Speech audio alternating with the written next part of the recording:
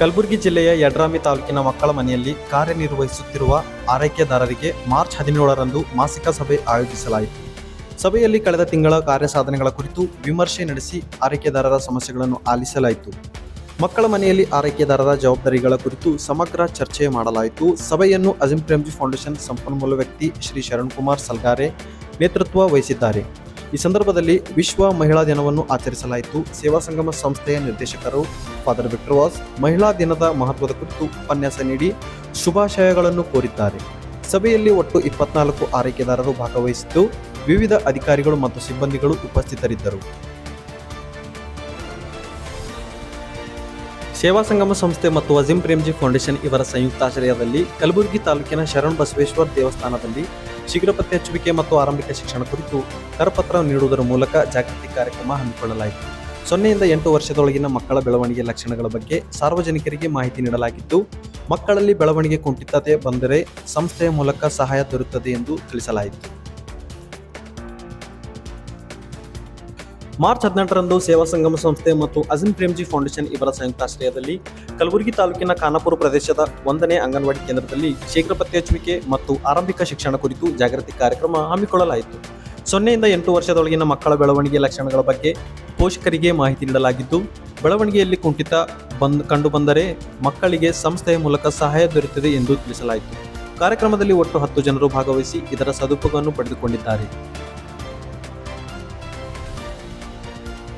March 20ರಂದು Kalaburagi ನಗರದ ಶಹಾಬಜಾರ್ ಪ್ರದೇಶದ ಕರ್ನಾಟಕ ಹಿರಿಯ ಪ್ರಾಥಮಿಕ ಶಾಲೆಯ ವಿದ್ಯಾರ್ಥಿಗಳಿಗೆ ಬೆಳವಣಿಗೆಯಲ್ಲಿ ಕುಂಠಿತವಿರುವ ಮಕ್ಕಳ ಕುರಿತು ಶೀಘ್ರ ಪತ್ತೆ ಹಚ್ಚುವಿಕೆ ಮತ್ತು ಆರಂಭಿಕ ಶಿಕ್ಷಣ ಯೋಜನೆಯ ಬಗ್ಗೆ ಜಾಗೃತಿ ಹಮ್ಮಿಕೊಳ್ಳಲಾಯಿತು. 0 ಇಂದ 8 ವರ್ಷದೊಳಗಿನ ಮಕ್ಕಳ ಬೆಳವಣಿಗೆಯ ಹಂತಗಳ ಬಗ್ಗೆ ವಿದ್ಯಾರ್ಥಿಗಳಿಗೆ ಮಾಹಿತಿ ನೀಡಲಾಯಿತು. ಶ್ರೀಮತಿ ಶಂಕರಮ್ಮ ವಿದ್ಯಾರ್ಥಿನಿಯಲ್ಲಿ ಅರಿವು ಮೂಡಿಸಿದ್ದಾರೆ. ಕಾರ್ಯಕ್ರಮದಲ್ಲಿ ಒಟ್ಟು 30 ವಿದ್ಯಾರ್ಥಿನಿಯರು ಭಾಗವಹಿಸಿ ಮಾಹಿತಿಯನ್ನು ಪಡೆದುಕೊಂಡಿದ್ದಾರೆ.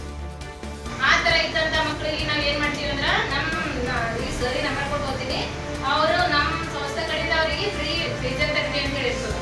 ಅಂದ್ರೆ ಯಾವ ತರ ಅಂದ್ರೆ ಅವರಿಗೆ ಡೈಲಿ ಕರ್ಕೊಂಡು ಬರಬೇಕು. ನಮ್ಮ ಸೆಂಟ್ ಮೇರಿ ಸ್ಕೂಲ್ ಒಳಗದ ಅಲ್ಲಿ ಡೈಲಿ ಕರ್ಕೊಂಡು ಬರಬೇಕು, ಕರ್ಕೊಂಡು ಹೋಗ್ಬೇಕು. ಯಾವುದೇ ತರದಂತ ಫೀಸ್ ಇರ್ತಾ 50 ರೂಪೀಸ್ ಇಷ್ಟೇ ಇರ್ತದ.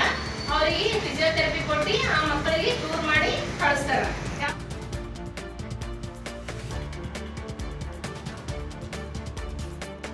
ಮಾರ್ಚ್ 16ರಂದು ಆರ್ಬಿಟ್ ಸಂಸ್ಥೆ ಸಂಯುಕ್ತಾಶ್ರಯದಲ್ಲಿ ಬೀದರ್ ಪಟ್ಟಣದಲ್ಲಿ ಜಿಲ್ಲಾ ಮಟ್ಟದ ವಿಶೇಷ ಚೇತನರ ಸಭೆ ಹಮ್ಮಿಕೊಳ್ಳಲಾಯಿತು.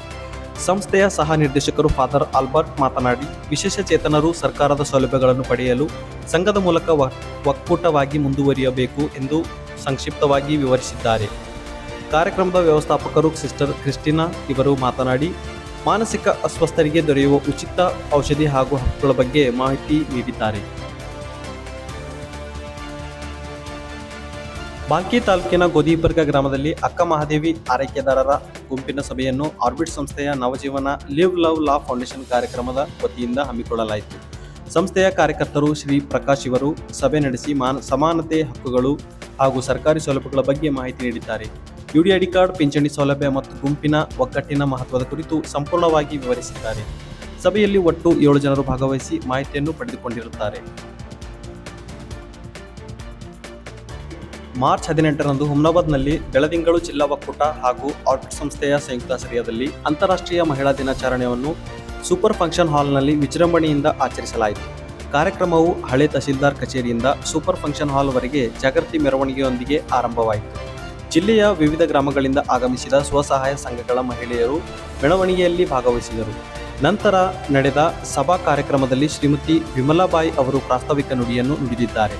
ಇವತ್ತಿಗೂ ಆರ್ಬಿಟ್ ಸಂಸ್ಥೆ ಇರ್ತಿಲ್ಲ ಅಂದ್ರ ಇಷ್ಟು ಹೆಣ್ಮಕ್ಳು ನಾವು ಎಲ್ಲಿರ್ತಿದೆವು?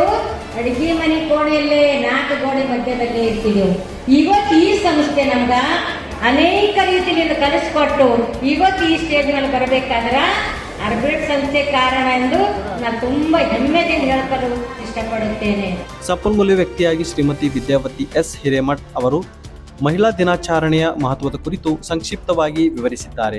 ಮಾಡಲ್ಲ ಅಂತಲ್ಲ, ಪುತ್ರಿಯರಿಂದಲೂ ಸಹ ನಮಗೆ ಸದ್ಗತಿ ಸಿಗುವಂತಹ ವ್ಯವಸ್ಥೆ ಇದೆ. ಅದಕ್ಕಾಗಿ ನಹಿ ಪುತ್ರೇನ ಗತಿರ್ನಾಸ್ತಿ ಅಂತ ಅಲ್ಲ, ಪುತ್ರಿಯರು ಸಹ ನಮಗೆ ಸದ್ಗತಿ ಕೊಡುವಂತಹ ಕಾರ್ಯ ನಿರ್ವಹಿಸ್ತಾ ಇದ್ದಾರೆ. ಅದಕ್ಕಾಗಿ ಸಕಲ ಕ್ಷೇತ್ರಗಳಲ್ಲಿಯೂ ಸಹ ಸ್ತ್ರೀ ಸಾಧನೆ ನೋಡ್ತಾ ಇದ್ದೀವಿ.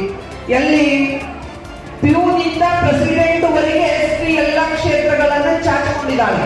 ಎಲ್ಲ ದೀಪಿಕಾ ನಾಯ್ಕರ್ ಇವರು ಮಹಿಳೆಯರ ಸಬಲೀಕರಣದ ಕುರಿತು ಹುರಿದುಂಬಿಸಿದರು. ಅಥವಾ ವಸತಿ ಯೋಜನೆಯಲ್ಲಿ ಮನೆಗಳು ಇಸ್ಕೊಟ್ಟಿದ್ದಾರೆ, ಅಥವಾ ನೀರಿಂದಾಗಿರ್ಬೋದು, ರಸ್ತೆ ನಿರ್ಮಾಣ ಆಗಿರ್ಬೋದು, ಸುಮಾರು ಕೆಲಸಗಳು. ಇದು ಮಹಿಳೆಯರಿಗೆ ಯಾವ ರೀತಿ ಮಾಹಿತಿ ಹೋಗ್ತಾ ಇದೆ ಅಂತಂದ್ರೆ ಈ ಸಂಸ್ಥೆಯವರು ಕೂಡ ಊರಿಗೆ ಹೋಗಿ ಅಲ್ಲಿ ಗ್ರಾಮದಲ್ಲಿರುವ ಮಹಿಳೆಯರಿಗೆ ಅದ್ರ ಬಗ್ಗೆ ಅರಿವು ಮೂಡಿಸ್ತಾ ಇದ್ದಾರೆ. ಸರ್ಕಾರದ ಜೊತೆಗೆ ಈ ಸಂಸ್ಥೆ ಕೂಡ ಒಳ್ಳೆ ರೀತಿಯಲ್ಲಿ ಕೆಲಸ ಮಾಡ್ತಾ ಇದೆ. ಅದಕ್ಕಾಗಿ ಇವತ್ತು ಮಹಿಳೆಯರಿಗೆ ಎಲ್ಲಾದ್ರೂ ನಾಲೆಜ್ ಬರ್ತಾ ಇದೆ. ಆರ್ಬಿಟ್ ಸಂಸ್ಥೆಯ ನಿರ್ದೇಶಕರಾದ ಫಾದರ್ ವಿಕ್ಟರ್ ವಾಸ್ ರವರು ಮತದಾರರ ಗುರುತಿನ ಚೀಟಿಗಳ ಬಗ್ಗೆ ಮಹತ್ವದ ಕುರಿತು ಸಂಪೂರ್ಣವಾಗಿ ಮಾಹಿತಿ ನೀಡಿದರು.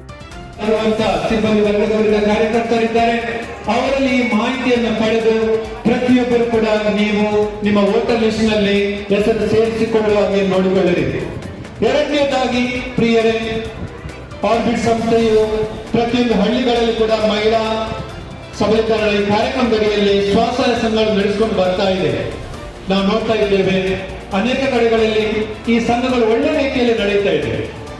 ಎಲ್ಲೆಲ್ಲ ಈ ಸಂಘಗಳು ಒಳ್ಳೆ ರೀತಿಯಲ್ಲಿ ನಡೀತದೆ ಅಲ್ಲಿ ಮಹಿಳೆಯರು ಸಬಲೀಕರಣಗೊಳ್ತಾ ಇದ್ದಾರೆ. ಆರ್ಥಿಕವಾಗಿ ಆಗಿರಬಹುದು, ನಾಯಕತ್ವದಲ್ಲಿ ಆಗಿರಬಹುದು.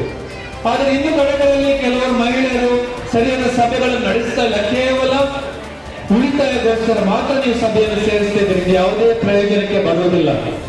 ಕಳೆದ 33 ವರ್ಷಗಳಿಂದ ನಮ್ಮ ಆರ್ಬಿಟ್ ಸಂಸ್ಥೆ ಮಹಿಳಾ ಸಬಲೀಕರಣ ಸತತವಾಗಿ ತೊಡಗಿಕೊಂಡು ಇಂದು ಮಹಿಳೆಯರು ಬೇರೆ ಬೇರೆ ರೀತಿಯಲ್ಲಿ ಬೆಳೀತಾ ಇದ್ದಾರೆ. ಆದ್ದರಿಂದ ನಿಮ್ಮಲ್ಲಿ ವಿನಂತಿಸುತ್ತಿದ್ದೇನೆ, ಕೇವಲ ಉಳಿತಾಯಕ್ಕೋಸ್ಕರ ನೀವು ಸಭೆ ಸೇರದೆ ನಡೆಯುವಂತಹ ಪ್ರತಿಯೊಂದು ತರಬೇತಿಗಳಲ್ಲಿ ಕೂಡ ನೀವು ಭಾಗವಹಿಸಿ ನಿಮ್ಮ ಸರ್ವತೋಮುಖ ಬೆಳವಣಿಗೆಯಲ್ಲಿ ನೀವು ತೊಡಗಿಸಿಕೊಳ್ಳಬೇಕಾಗಿ ವಿನಂತಿಸುತ್ತೇನೆ. ಕೊನೆಯದಾಗಿ ಗುಲ್ಬರ್ಗ ಧರ್ಮಕ್ಷೇತ್ರದ ಧರ್ಮಾಧ್ಯಕ್ಷರಾದ ಡಾಕ್ಟರ್ ರಾಬರ್ಟ್ ಮೈಕಲ್ ಮಿರಂದ ಇವರು ಮಹಿಳೆಯರನ್ನು ಉತ್ತೇಜಿಸಿ ಮಾತನಾಡಿದರು. ಒಂದು ಒಳ್ಳೆಯ ಸಂಕಲ್ಪ ಮಾಡಿ ನಾನು ಒಬ್ಬ ಒಳ್ಳೆಯ ಗ್ರಾಮ ಪಂಚಾಯತ್ ಸದಸ್ಯರು ನಾನು ಆಗ್ತೇನೆ, ಸತ್ಯಕ್ಕಾಗಿ ಹೋರಾಡುತ್ತೇನೆ, ಸಮಾನತೆಗಾಗಿ ನಾನು ಪ್ರಯತ್ನಿಸ್ತೇನೆ ಅಂತ ಸಂಕಲ್ಪವಿಟ್ಟು ನೀವು ಪ್ರಯತ್ನ ಮಾಡಿದ್ದೆ ಆದರೆ ಪ್ರೀತಿಯ ಅಕ್ಕ ತಂಗಿಯರೇ, ಸಮಾಜದಲ್ಲಿ ಬದಲಾವಣೆ ಬರುತ್ತದೆ. ಇಲ್ಲದಿದ್ದರೆ ಬರುವುದಿಲ್ಲ. ನಾವು ಸುಮ್ಮನೆ ಮಾತಾಡ್ತಾ ಇರ್ತೇವೆ ಅಷ್ಟೇ. ಆದ್ದರಿಂದ ನಿಮಗೆ ಈ ಒಂದು ಕೊನೆಯ ಮಾತು ಹೇಳುತ್ತಾ, ನಿಮ್ಮ ಹಳ್ಳಿಗೆ ತಿರುಗಿ ನಿಮ್ಮ ಓಣಿಗೆ ಹೋದಾಗ, ಚುನಾವಣೆ ಬಂದಾಗ ಪರಸ್ಪರ ಜಗಳ ಆಡಿಕೊಳ್ಳದೆ ಒಬ್ಬರನ್ನೇ ಆರಿಸಿಕೊಳ್ಳಿರಿ. ಈ ಕಾರ್ಯಕ್ರಮದಲ್ಲಿ ಆರ್ಬಿಟ್ ಸಂಸ್ಥೆಯ ಎಲ್ಲ ಸಿಬ್ಬಂದಿ ವರ್ಗದವರು, ಬೆಳದಿಂಗಳು, ಜಿಲ್ಲಾ ಒಕ್ಕೂಟದ ಪದಾಧಿಕಾರಿಗಳು ಹಾಗೂ ವಿವಿಧ ಗ್ರಾಮಗಳಿಂದ ಬಂದ ಮಹಿಳೆಯರು ಭಾಗವಹಿಸಿದರು. ಒಟ್ಟಾರೆ ಸುಮಾರು 900ಕ್ಕೂ ಹೆಚ್ಚು ಮಹಿಳೆಯರು ಕಾರ್ಯಕ್ರಮದಲ್ಲಿ ಭಾಗವಹಿಸಿದರು. ಮಾರ್ಚ್ 20ರಂದು ಬಾಲ್ಕಿ ತಾಲೂಕಿನ ಹುಣಜಿ ಗ್ರಾಮದಲ್ಲಿ ಆತ್ಮಜ್ಯೋತಿ ಮಹಾಸಂಘದ ಸಭೆ ಹಮ್ಮಿಕೊಳ್ಳಲಾಯಿತು. ಪಂಚಾಯತ್ ರಾಜ್ ಕುರಿತು ತರಬೇತಿ ನೀಡಿ ಗ್ರಾಮ ಸಭೆಯ ಮಹತ್ವ ಮತ್ತು ಸರ್ಕಾರದ ಸೌಲಭ್ಯಗಳ ಬಗ್ಗೆ ಸಂಪೂರ್ಣವಾಗಿ ಮಾಹಿತಿ ನೀಡಲಾಯಿತು. ಮಹಿಳೆಯರು ಚುನಾವಣೆಯಲ್ಲಿ ಭಾಗವಹಿಸಬೇಕೆಂಬುದಾಗಿ ಹುರಿದುಂಬಿಸಲಾಯಿತು. ಸಭೆಯಲ್ಲಿ ಒಟ್ಟು 14 ಮಹಿಳೆಯರು ಭಾಗವಹಿಸಿ ಸಂಪೂರ್ಣವಾಗಿ ಮಾಹಿತಿಯನ್ನು ಪಡೆದುಕೊಂಡಿರುತ್ತಾರೆ.